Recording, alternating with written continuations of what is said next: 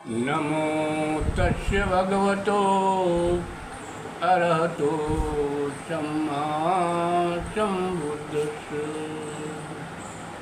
नमो तस्य भगवतो अरहतो सम्मा सम्बुद्धस्य। नमो तस्य भगवतो अरहतो सम्मा सम्बुद्धस्य।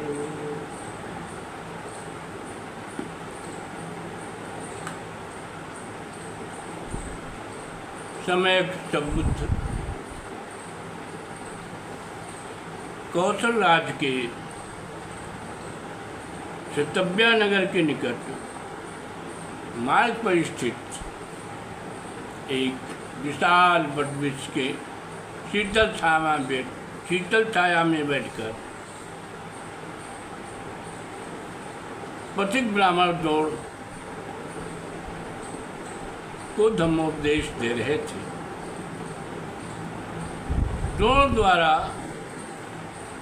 पूछे गए प्रश्नों का निवारण व समाधान करते हैं।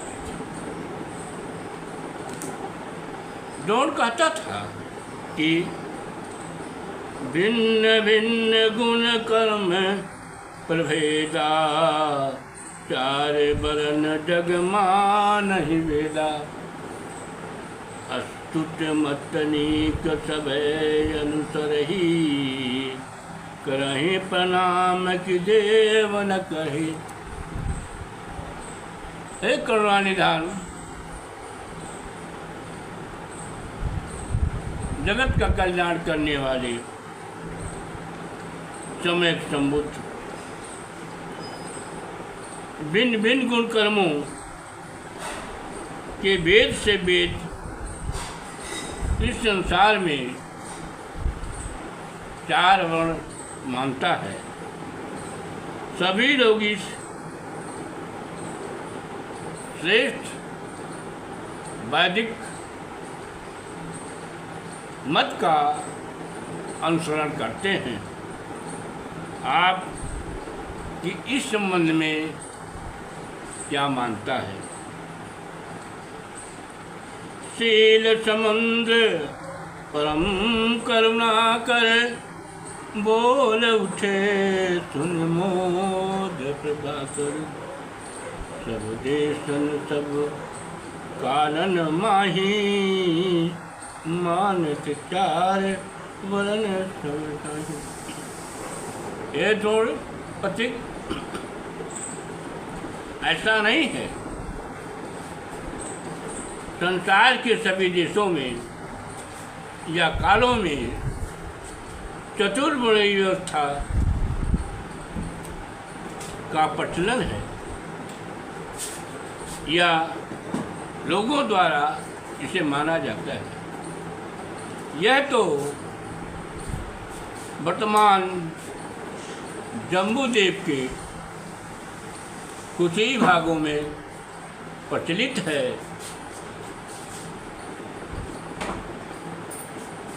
जैसे वर्तमान में भारत भूमि, यह वर्ण व्यवस्था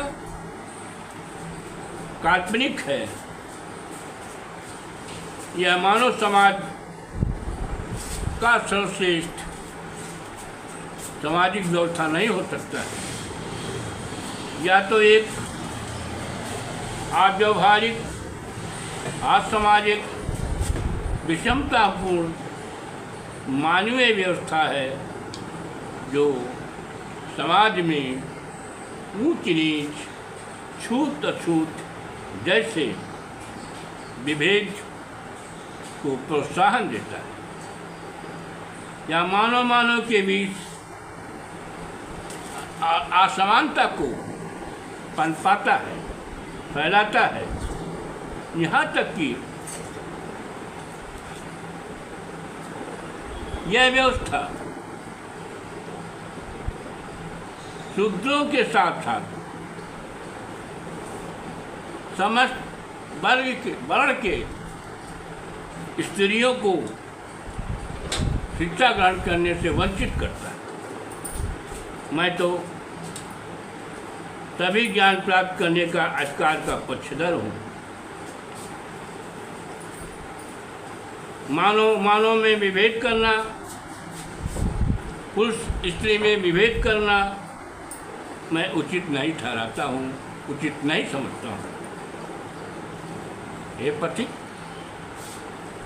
शिक्षा का मानव जीवन से अटूट और अभिन्न संबंध होता है, क्योंकि शिक्षा के माध्यम से ही मानव अपने को भौगोलिक, सामाजिक, सांस्कृतिक, आर्थिक, राजनीतिक परिस्थितियों के अनुसार परिवर्तित करता है, बदलता है और परिमार्जित करता है। इसलिए कहा जाता है कि जो समाज जितना ही अधिक शिक्षित होगा, वो समाज उतना ही अधिक सुसभ्य होगा, सुसंस्कृतमय होगा, समुन्नत होगा। ये पथिक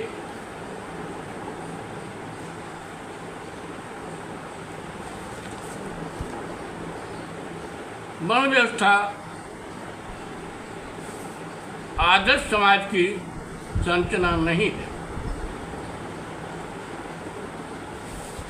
क्योंकि इसमें सामाजिक समता, बंधुता, मैत्री व मानवता का अभाव होता है।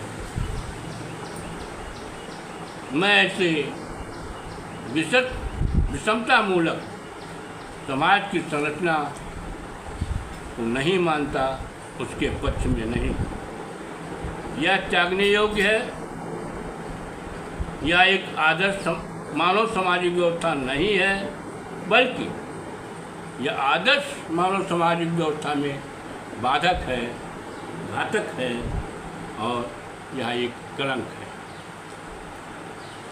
अरे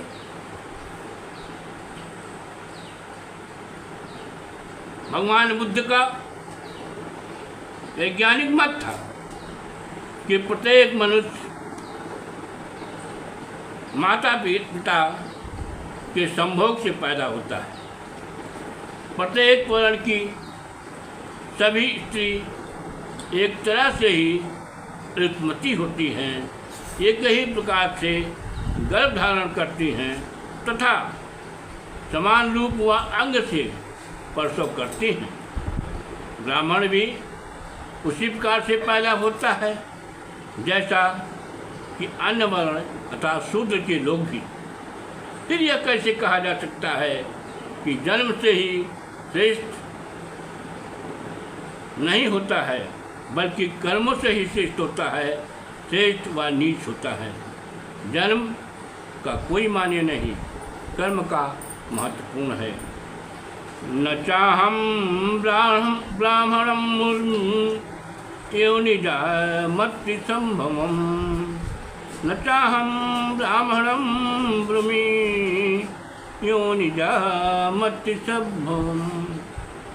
भोवादिनां सोति सचे होति संकिंचनम्, आकिंचनम अनादानम तमहम ब्राह्मणम।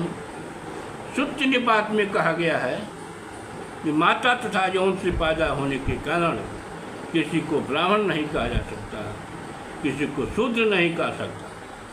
जो भोगवादी है, आसक्ति युक्त हैं, वह ब्राह्मण नहीं हो सकता। ब्राह्मण तो वह है जो अपरिग्राही अर्थात लोभी और स्वार्थी न हो। आशा यस्य न विजन्ति असीमं लोके परमहिता, निराशा संयुक्तं तमहं ब्राह्मणम्। अर्थात सूत्र निपात के अनुसार इस लोक तथा परलोक के बारे में जिसकी आशाएं शून्य हैं, जो आशा रहित तथा आसक्ति रहित है उसे मैं महान कहता हूँ, उसे मैं ब्राह्मण कहता हूँ। न जच्चा ब्राह्मणो होति न जच्चा होति या ब्राह्मणो, न जच्चा ब्राह्मणो होति न जच्चा होति या ब्राह्मणो, कमुन्ना ब्राह्मणो होति कमुन्ना होति या ब्राह्मण। जन्म से ना कोई ब्राह्मण होता है, ना जन्म से कोई अब्राह्मण यानी शूद्र होता है।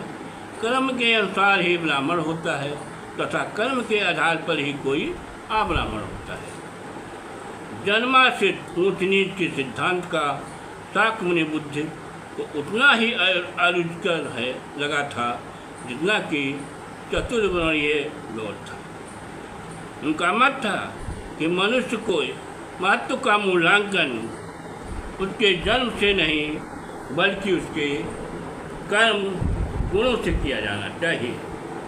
जन्म से कोई विशल यानी अछूत नहीं होता है, न शूद्र होता है, सब कर्म से ही छूत अछूत होते हैं। उन्होंने स्पष्ट रूप से कहा कि सद्गम वही है जो मनुष्य तथा मनुष्य के बीच समानता को बढ़ावा देता है। सद्गम एक न्याय संगत धम्म है जो मनुष्य की अपनी पुण्यप्रद मनोवृत्ति से उत्पन्न होता है। नमो बुद्धाय।